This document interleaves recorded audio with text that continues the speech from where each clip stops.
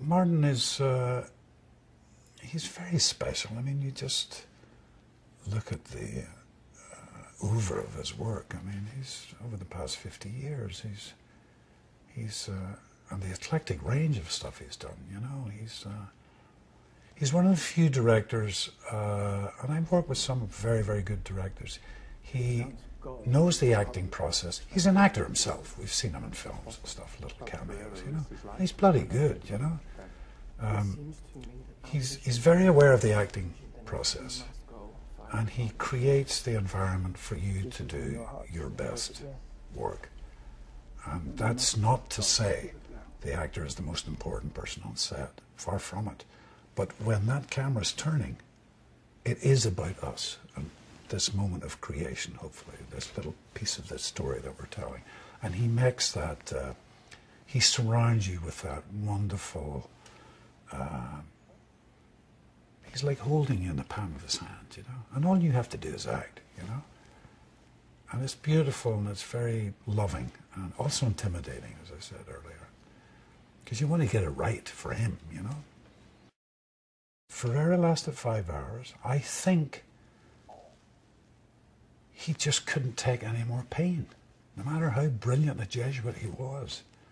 I think it could be as basic as that, you know.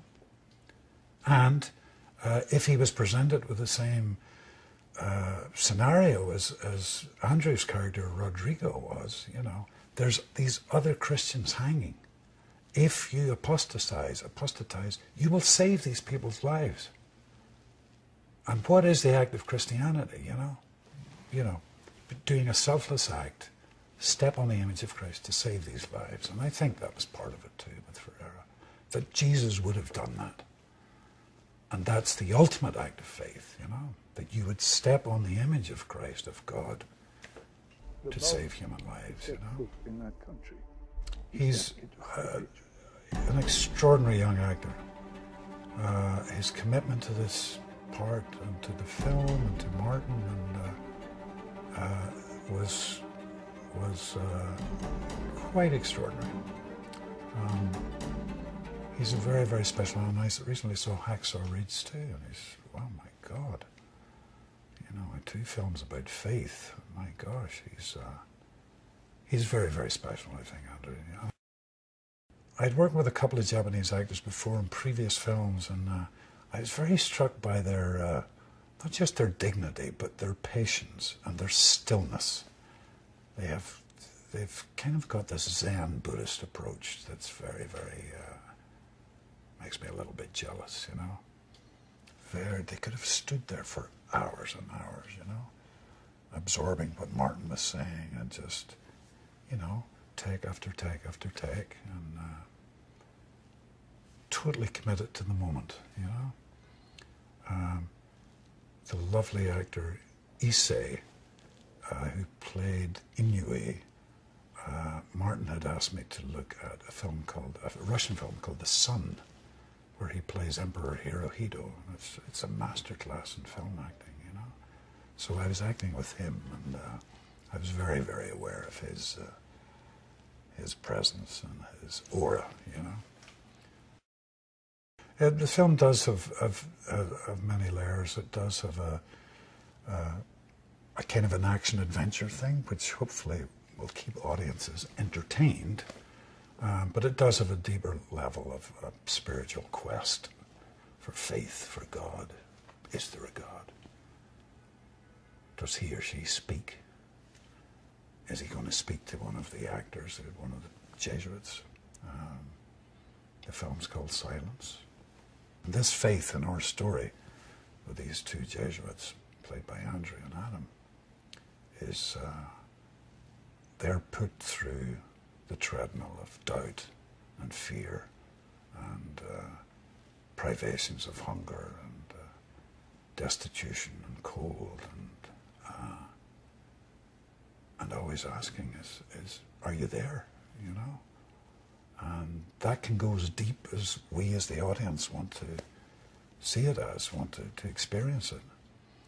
You know, it is the question we all ask, you know, no matter if you're a believer in a religious faith or not, you know. Why are we here? What is it about? The story of the film, set in the 1600s, two young Jesuit priests, Portuguese, from their Father Superior, get permission to go out to Japan, where Christianity is ruthlessly trodden upon, and the shoguns are trying to stamp it out in very, very brutal ways, horrible tortures for anyone who is Christian. It's too dangerous. We were actually shooting in these hot springs. I mean, where it was, the ground was bubbling. I mean, it's intense, intense heat. And in fact, it looked like a movie set, do you know what I mean? But it was real. And you didn't have to make a huge leap of the imagination to imagine these priests and Japanese Christians who were thrown into these hot springs, who were tortured with ladles with holes in them so that the water would come out slowly and burn them. And many of them refused to cry out, and quite a number of them were like over 30 days up there, like crucified and being tortured every day, you know. I mean, horrendous. So we were actually at, not exactly the actual hot springs where these events occurred, but very, very similar ones, you know. Beautiful in one way and yet terrorizing in another.